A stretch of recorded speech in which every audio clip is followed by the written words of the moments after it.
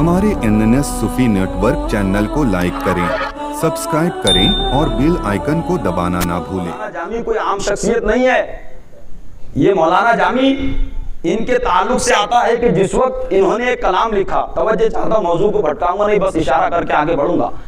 एक कलाम लिखा, लिखने के बाद हज के लिए रवाना हुए।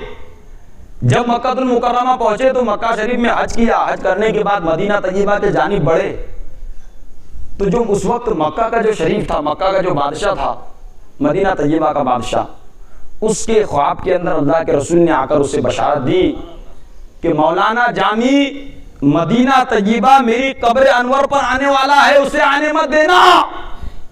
तवज्जो चाहता हूं, मक्का के शरीफ के ख्वाब में जाकर कहा उसे मेरी कब्र पर आने मत देना, उसे रोक देना वहीं पर। इतना सुनने के बाद मक्का का शरीफ बेदार हुआ, ढूंढा जाए मौलाना जामी को। अब जब पकड़ा तो कहा कि आपको मज़ार पर जाने की इजाज़त नहीं है। अब क्यों नहीं है तो ये तो नहीं बता, लेकिन जा नहीं सकते आप। अब उन्होंने सोचा जाना तो है ही, ख्वाहिश दिल में ये थी जो कलाम मैंने लिखा वो अल्लाह के रसूल की बारगाह में जाकर पढ़ दूँ, ये ख्वाहिश थी। अब उन्होंने एक संदूक देखा, जो संदूक कब्र शरीफ तक जाता था, उस संदूक के अंदर सो गए। सोने के बाद ढक्कन को बंद कर लिया, लोग संदूक ले जाने लगे। लेकिन बादशाह ने महसूस कर लिया कि संदूक के अंदर मौलाना जामी सोकर कब्र तक जाना चाहता है। संदूक के अंदर से बाहर निकाला कि तुम्हें मदीना शरीफ जाने की इजाजत है नहीं। फिर तीसरे दिन अल्लाह के रसूल ने ख्वाब में बशारत दी शरीफ मक्का को, कहा कि किसी भी हालत में उसको आने मत देना। अब शरीफ मक्का ने सुना कि क्या वजह है इसको आने नहीं देते। अब शरीफ मक्का ने ज्यादा अकल दौड़ा दी। उसने ऐसा कर दिया कि मौलाना जामी को कैद कर उठा लिया और कैद खाने में डाल दिया। अब कैद खाने में डाल दिया, अब जाहिर सी बात है कैद खाने में रहेंगे तो मज़ार तक पहुंचेंगे नहीं। चौथे दिन अल्लाह के रसूल ख्वाब में आए, कहा कि शरीफ मक्का हमने तुम्हें मज़ार के पास आने से रोका था, वो मुजरिम नहीं है जिसको तुमने कैद किया है। उसको कैद क्यों किया है तुमने? वो कहता है कि अल्लाह के रसूल जरा मुझे ये तो बताएं कि आप उसको आने क्यों नहीं देते। अब देखिए मौलाना जामी क्या शख्सियत थी।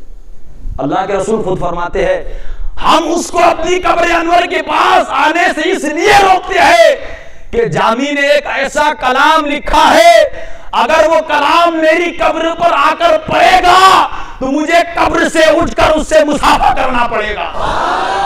नारे तकबीर, नारे इसालत, मसलके आला हज़रत, उलमाए अहले सुन्नत, जश्न इमाम हसन हुसैन।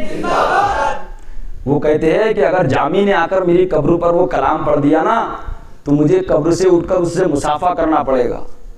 अब कोई मामूली बात हो गई, मौलाना जामी का दौर कहाँ, अल्लाह के रसूल का दौर कहाँ।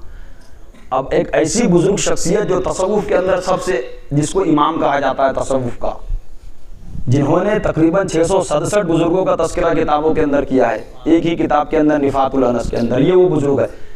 मौलाना जामी अगर अपना कलाम अल्लाह के रसूल की कब्र अनवर पर पढ़ दे तो अल्लाह के रसूल को कब्र से उठकर मुसाफा करना पड़ेगा। वो मौलाना जामी कहते हैं कि नबी की औलाद अगर से बेअमल हो, लोग सैयद की दाढ़ी के पीछे लगे रहते हैं, उसको दाढ़ी है कि नहीं है। सैयद का अदब, और मैं नबी की औलाद वो सैयद की बात कर रहा हूं, नबी की औलाद। अगर नबी की औलाद अमलदार नहीं है तब भी उसका एहतराम नहीं जाता। आम लोगों पर फर्ज ये है कि उसको अपना सरदार समझे, इसलिए कि अमल से ये नहीं चलता कि ये कौन है, उसका नसब देखा जाता है कि इसके रगों के अंदर खून किसका है। अरे जिसके रगों के अंदर नबी का खून दौड़ता हो, अली का खून दौड़ता हो, उसके तकवे पर तुम उंगली उठाते हो, वो क्या है और कैसा है। लेकिन एक बात याद रखे, जिन्होंने अपनी जिंदगी के अंदर सैयदों की इज्जत की, अल्लाह ने उनको बुलंदी अता की। जिन्होंने सैयदों की इज्जत की, जो नबी की असल औलाद है, अली की असल औलाद है, उनकी